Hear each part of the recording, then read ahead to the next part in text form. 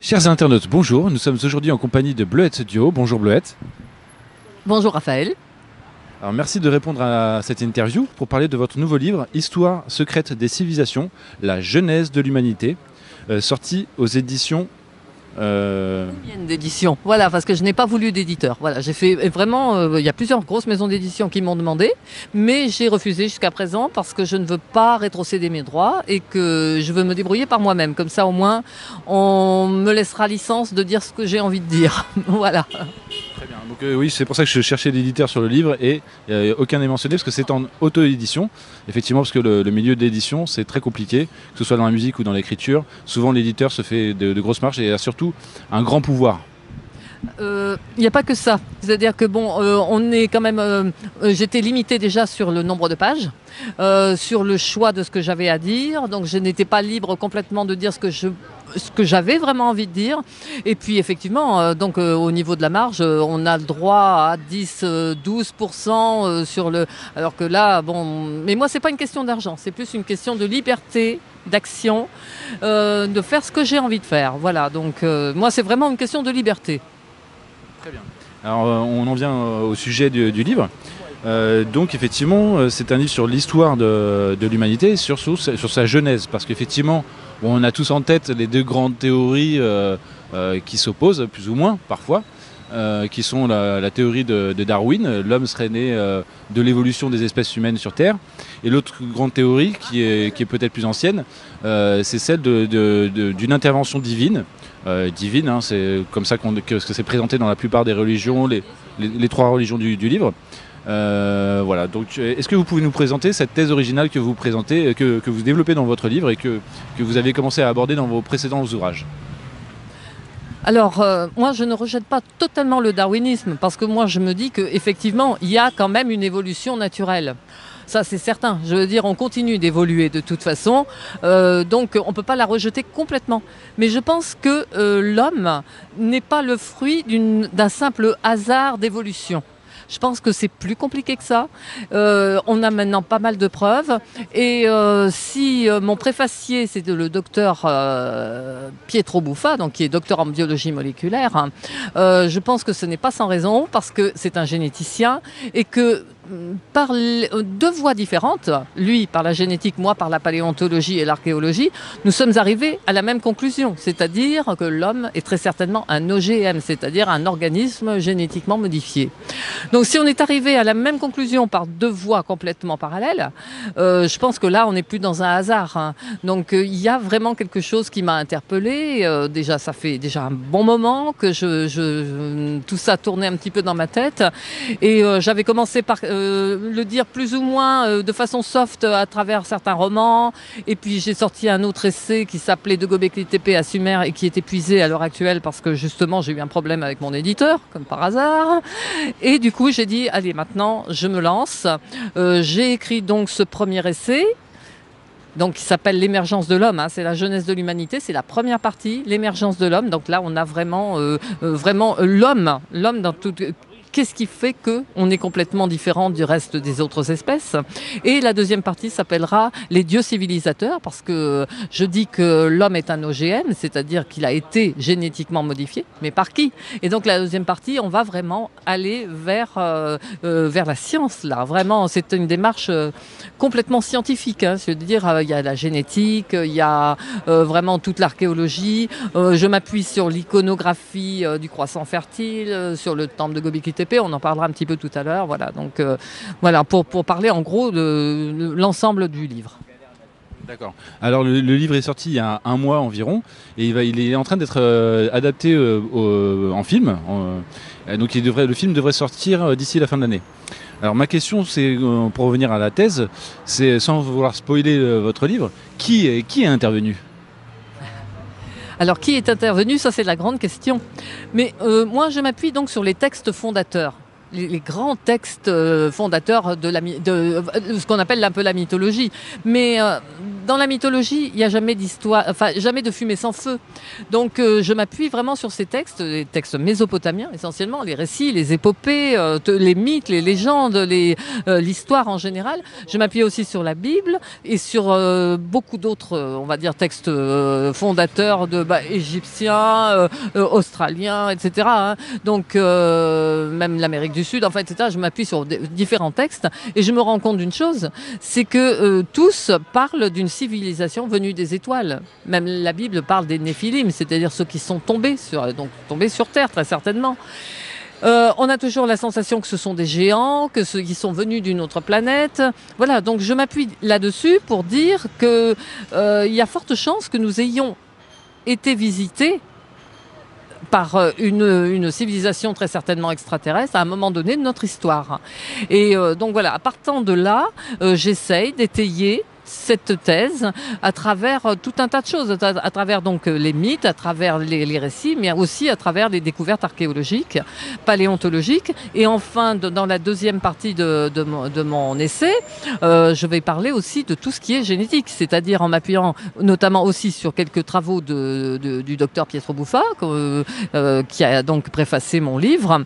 Voilà, on va essayer ensemble d'expliquer un petit peu quels sont les gènes spécifiquement humains qui nous font dire que nous ne sommes pas le fruit d'une simple évolution, mais certainement d'une ingénierie, on va dire, génétique.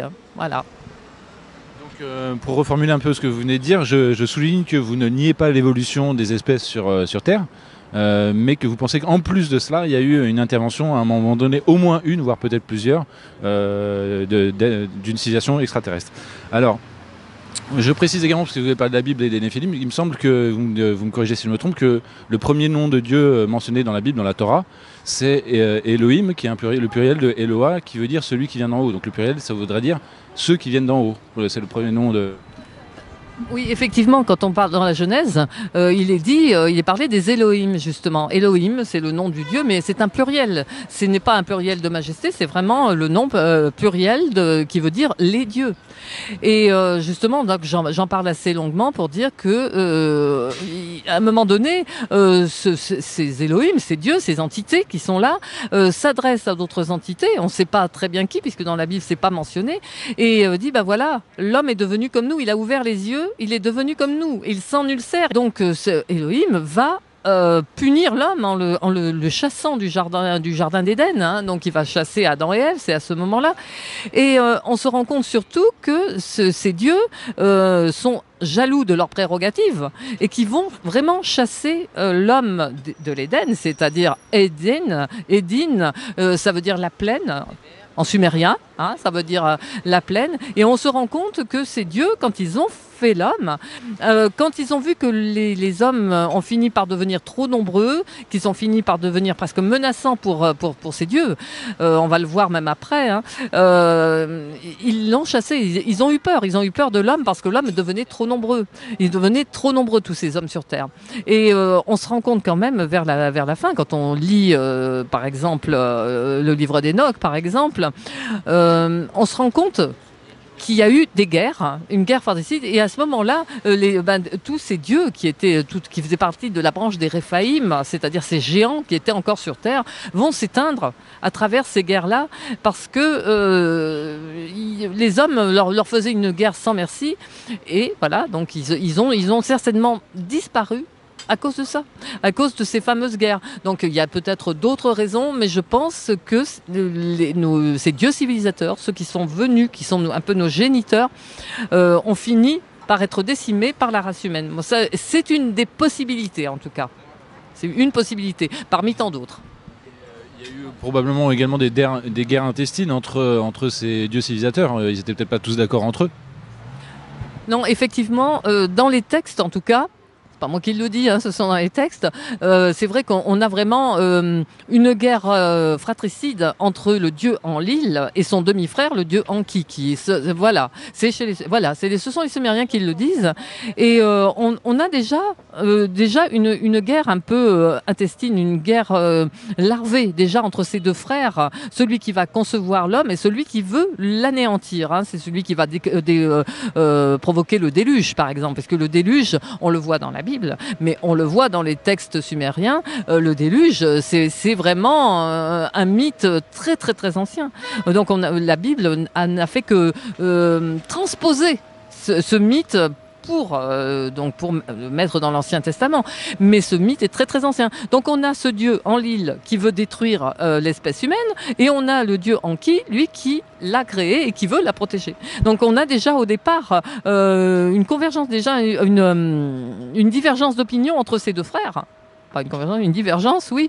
Et je pense que ça va aller de plus en plus loin, puisqu'ensuite, vers moins 1700 avant Jésus-Christ, et je vais en parler pendant les rencontres de Bob de l'inexpliqué à Aix-en-Provence, dire que je pense, à mon avis, que ces dieux ont vu leur fin à ce moment-là, c'est-à-dire quand ils ont provoqué une espèce de guerre presque mondiale, une guerre hors nucléaire entre guillemets, hein. C'est-à-dire qu'on a vraiment une guerre sans merci, vraiment extrêmement violente et extrêmement moderne en plus. Et voilà, donc nucléaire ou pas, enfin j'en sais rien, mais chose est sûre, je pense que ces dieux ont trouvé leur fin à ce moment-là, très très certainement. Je mentionnerai également la mythologie scandinave, dans laquelle il y a effectivement un combat des dieux qui s'appelle le Ragnarök, qui est, on ne sait pas très bien s'il est passé ou à venir, ou les deux. Il y a également dans les textes védiques en Inde, où il y a des combats entre les dieux, enfin, on peut l'interpréter comme ça, des combats dans le ciel avec des vaisseaux. Voilà. Alors, ma prochaine question concerne un petit peu les précurseurs qu'il y a eu avant vous sur cette thèse, ou ce genre de thèse. Est-ce que vous êtes complètement nouvelle, la première, ou est-ce qu'il y a eu déjà des gens qui ont un peu défriché le terrain? Alors oui, des gens, oui, cette théorie qui s'appelle la théorie néo-évémériste ou la théorie des anciens astronautes. Alors oui, cette théorie n'est pas tout à fait nouvelle, elle commence à être un petit peu connue, effectivement. Et celui qui me vient à l'idée, celui qui m'a un petit peu lancé dans cette voie, je dirais à la limite, c'est le professeur Zecharia Sitchin. Bon, c'est vrai que c'était un pionnier. Donc il faut en prendre et en laisser peut-être de ce qui peut avancer. Je ne dis pas qu'il a raison sur toute la ligne, mais il a eu déjà le réflexe de dire que oui, il y a eu quelque chose, on est le fruit très certainement d'une hybridation génétique. Mais je pense que maintenant il est dépassé. Pourquoi ? Parce que le progrès fait que, c'est-à-dire l'archéologie a beaucoup avancé, a beaucoup progressé. Donc il est certain que maintenant on est capable, ne serait-ce que par la génétique, ne serait-ce que par tout ce qu'on a découvert récemment, on est capable d'appuyer cette thèse. Mais c'est vrai que des précurseurs, il y en a eu. Et je pense que maintenant, on ne peut pas rejeter complètement tout ce qu'ils disent, c'est sûr, parce qu'ils ont eu le mérite d'être les premiers. Mais bon, ils sont dépassés, c'est certain. Et je pense qu'un jour, je serai dépassé aussi, etc. Je pense que c'est une continuité. Donc on arrivera peut-être, je pense... qu'il faudra peut-être plusieurs générations pour arriver à voir une vérité avec un grand V. Hein. Je ne détiens pas toute la vérité, loin de là. Mais voilà, donc je pense que je fais partie d'une pierre dans un grand édifice, quoi. Très bien. Et alors, c'est vrai que on peut le comprendre assez facilement. La thèse que vous présentez, elle dérange les dogmes qui sont remis en cause pour ceux qui les voient comme des dogmes.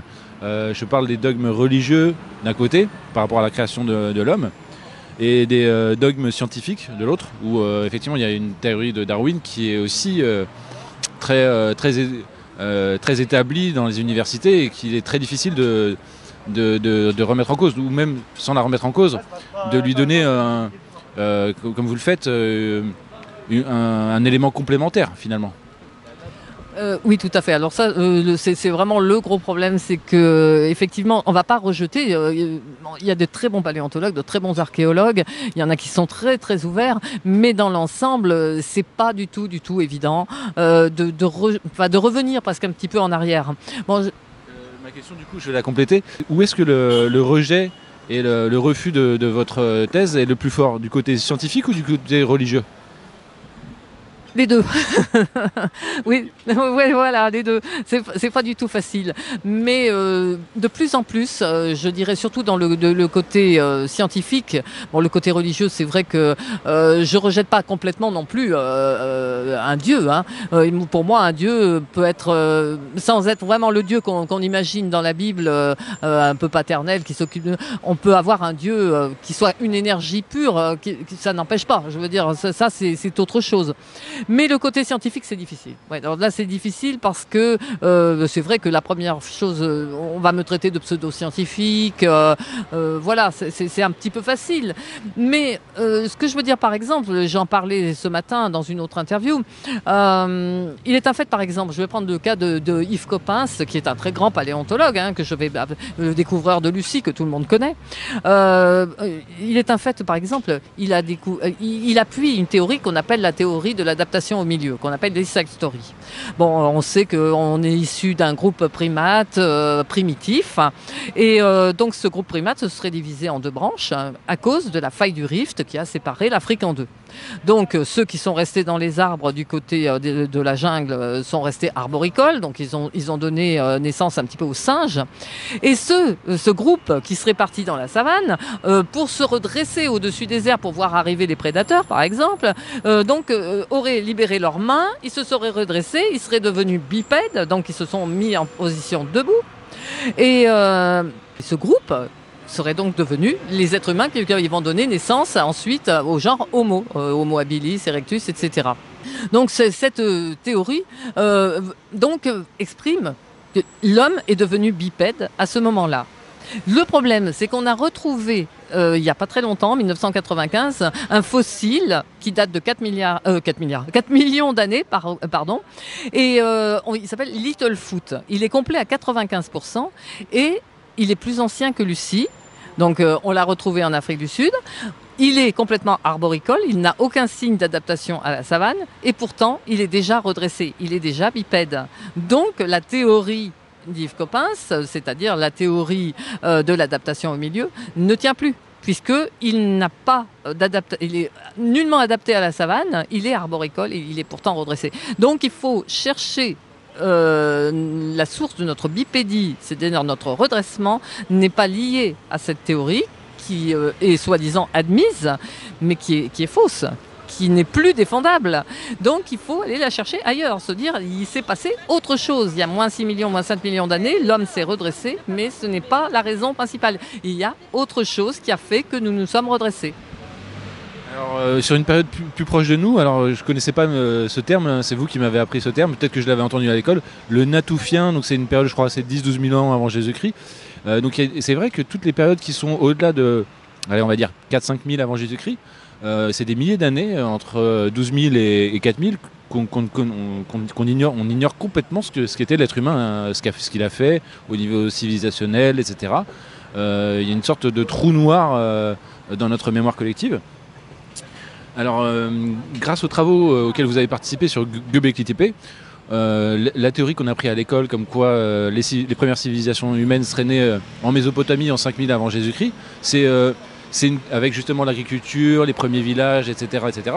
C'est une séquence qui a été remise en cause, dont vous parlez notamment d'ailleurs dans votre précédent livre. Est-ce que vous pouvez revenir très brièvement là-dessus ? Sur Göbekli Tepe, alors donc voilà, le Natoufien, pour préciser, c'est vers moins 12 000 environ avant Jésus-Christ. Donc on est vraiment au tout début du néolithique. Hein. Donc le néolithique, il faut bien préciser que le néolithique va commencer vraiment en moins 10 000 au Proche-Orient ancien, mais en Europe, il n'arrivera que vers moins 4 500 à peu près. Avant Jésus-Christ, donc en Europe. Il va vraiment commencer là-bas. Donc, comment dire, on a découvert vraiment le temple de Göbekli Tepe. Pour nous, ça a été vraiment une révolution. C'est le tout premier temple de l'humanité. Hein. C'est vraiment le temple le plus ancien, le premier qu'on ait découvert, qui soit le plus ancien, on va dire. Hein. Donc il date à peu près de moins 12 000, hein, moins 12 000, peut-être même moins 14 000 pour certaines enceintes qui n'ont pas encore été déblayées pour l'instant. Mais ce temple, quand on l'a découvert, nous a obligés à redéfinir complètement le schéma historique que nous avions bâti. Parce que pour les paléontologues, pour les archéologues, il était certain que l'homme avait commencé à être sédentaire, avait commencé avec l'agriculture, et c'est l'agriculture, la sédentarisation, en libérant l'homme de sa quête perpétuelle de nourriture, l'aurait laissé un peu libre, d'avoir un petit peu plus de temps libre pour se consacrer à la spiritualité. C'est-à-dire qu'on imaginait que les temples allaient arriver, le spirituel allait arriver après.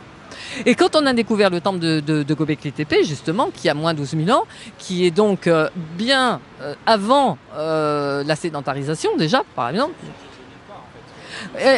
voilà, elle semble surgir de nulle part dans le sens que le spirituel est arrivé bien avant. C'est la spiritualité qui a conduit à la sédentarisation et non pas l'inverse. Et ça, c'est un immense bouleversement pour tous les archéologues. Parce que là, on s'est rendu compte que notre schéma était complètement faux, qu'il fallait réécrire l'histoire. Et pourtant, bon, on le sait, tout le monde le sait. Pour l'instant, ça reste pas, c'est toujours pas dans les manuels. Hein, donc, on a beaucoup de retard, on a encore beaucoup de choses à revoir. Mais ce temple remet beaucoup de choses en question. On se rend compte que ce temple, par exemple, contient des symboles, une proto-écriture. Donc, on n'imaginait même pas une proto-écriture possible déjà au néolithique. Par exemple, Klaus Schmidt, qui est le découvreur de Göbekli Tepe, qui l'a fouillé jusqu'à sa mort, dit par exemple que c'est un peu le hiéroglyphe, tous ces symboles sont les hiéroglyphes du néolithique, hiéroglyphes dans le sens écriture sacrée.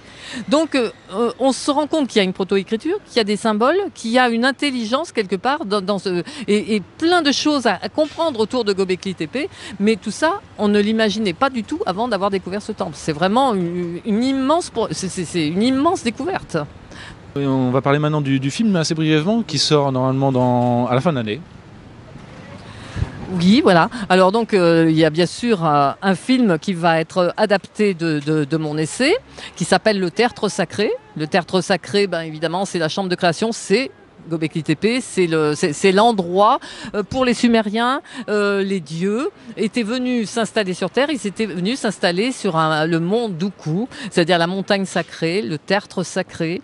Et c'est là que les dieux, selon les Sumériens, seraient venus pour enseigner l'homme, lui apporter la connaissance. D'ailleurs, grâce à vous, j'ai appris que les populations locales appellent la colline de Göbekli Tepe et l'appellent le nombril du monde. On l'appelle, c'est la colline du nombril, c'est-à-dire la colline du ventre. Voilà, donc on est dans l'Axis Mundi, c'est-à-dire vraiment l'omphalos des Grecs, c'est-à-dire on est vraiment pour les anciennes civilisations, quand ils parlent de cet endroit un peu magique où va arriver les dieux pour amener la connaissance à l'homme, on est vraiment dans le centre du monde. C'est ce qui va donner l'omphalos des Grecs, hein, de toute façon. Donc c'est les Sumériens, les tout premiers, qui vont parler en tout premier de ce tertre sacré, qui vont parler de cet endroit un peu magique où l'homme va être créé. Donc ils l'appellent aussi la chambre de création. Hein, donc c'est un endroit absolument phénoménal. Alors pour en revenir au film, c'est vrai que je travaille donc avec Jean-Raymond Binet, qui est réalisateur, compositeur aussi, qui fait les musiques du film, et qui m'a proposé, il y a quelques temps de ça, ça va faire 2 ans et demi, 3 ans, hein, il m'a demandé, j'aimerais beaucoup adapter ton essai pour le mettre, en faire un documentaire, un docu-fiction. Et donc bien sûr j'ai accepté, voilà, et je pense que maintenant il sortira à la fin de l'année, j'espère. Et voilà, c'est que du bonheur, parce que c'est vraiment voir en images, avec une telle qualité, tout ce que j'avais dans la tête, c'était déjà pas évident au départ, parce que j'avais peur que ce soit un petit peu trop difficile à mettre en image, mais pas du tout. Il a vraiment réussi à donner vraiment la pleine mesure en image pour que ce soit beaucoup plus parlant. Et vraiment, on a des images magnifiques, une musique magnifique. Vraiment, ça va être un film. Je pense qu'il y a des gens qui ont commencé à en voir quelques extraits. Par exemple, en Bretagne, au salon de Pimpon, on avait été invité donc à une conférence et on a passé une quinzaine de minutes d'extrait du film. Et bon, les gens ont été scotchés dans la salle, ils sont venus nous voir en nous disant oui, il est extraordinaire, vraiment. Donc je pense qu'à mon avis, ça devrait être quelque chose de top. Alors Est-ce qu'il y a au niveau de la production, est-ce qu'il y a une sortie en salle qui est prévue pour l'instant ou pas du tout? Est-ce que c'est uniquement sur Internet? Est-ce que vous avez tout ficelé ou est-ce que s'il y a des bonnes âmes qui veulent vous aider pour la promotion, la diffusion du film, où est-ce que vous en êtes?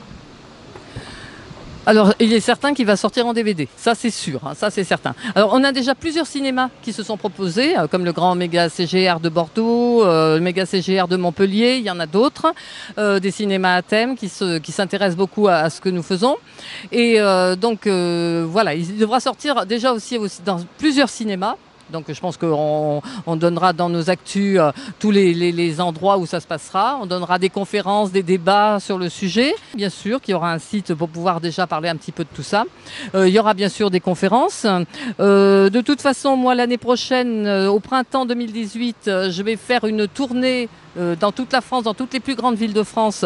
Donc si je peux, je pense que je parlerai du film certainement et peut-être les DVD seront peut-être vendus à ce moment-là, mais de toute façon il y aura des conférences avec mon associé un peu partout en France, des débats après les films dans les grands méga CGR et ensuite plus tard on espère avoir aussi peut-être une chaîne thématique comme RMC Découverte par exemple qui pourrait éventuellement nous racheter les droits. Voilà, donc on est toujours en projet pour plein de choses, mais il y a déjà beaucoup de cinémas qui s'intéressent déjà à ce projet et c'est super. Voilà, super. Très bien. Eh bien, Bleu et Diode, merci beaucoup pour avoir répondu à nos questions. Malgré le bruit ambiant à Paris, je précise qu'on est à Paris, on est loin du calme de votre campagne. Et donc, merci beaucoup pour cet entretien. C'est moi qui te remercie, Raphaël, pour cette interview vraiment presque impromptue, on va dire. Hein. Et c'est super d'être à Paris et voilà, je suis contente et j'espère une bonne continuation pour toi, pour moi, pour le film et les bouquins. Voilà, au revoir.